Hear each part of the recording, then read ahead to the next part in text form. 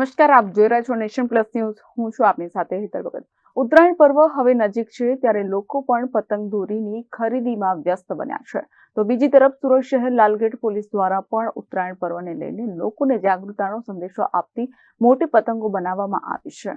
અત્રે ઉલ્લેખનીય છે કે શહેરમાં ટ્રાફિક સમસ્યા મુખ્યત્વે છે. ટ્રાફિકના નિયમો અંગે અવેરનેસ અંગેના સંદેશવાળી પતંગ બનાવવામાં આવી છે.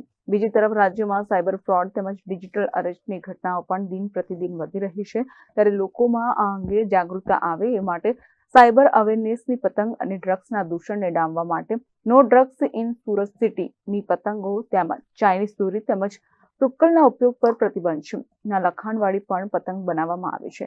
જાગૃતતા અંગેની આ પતંગો લાલગેટ પોલીસ દ્વારા ડબગરવાડ પતંગ બજારમાં લગાવવામાં આવ્યું છે, જેથી કરીને લોકો પતંગોની ખરીદી કરવા આવે ત્યારે સૌ પ્રથમ પહેલી નજર આ અવેરનેસ અંગેની પતંગો પર પડે. આપ જાણો છો તેમ ઉત્તરાયણ પર્વ એ સુરતની અંદર અને આખા ગુજરાતની અંદર બહુ હર્ષોલ્લાસથી પ્રજા ઉજવે છે.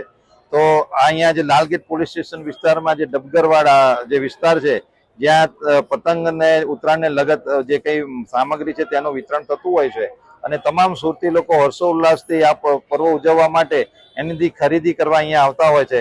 તો એ ખરીદી વખતે અમારા જે પોલીસનો પ્રોપર બંદોબસ્ત ગોઠવવામાં આવેલો છે અને પોલીસની ડ્યુટીની સાથે સાથે પ્રજાને જે અમારે સંદેશો આપવો છે એના અનુસંધાને અમે સ્પેશિયલ આવા પતંગો બનાવેલા છે જેની ઉપર સાયબર ક્રાઇમ અવેરનેસ છે, no drugs in Surat city છે, પછી ટ્રાફિકના નિયમોનું પાલન કરવા જેવા વિષયોને સાંકળીને અમે અલગ અલગ પતંગો બનાવેલા છે.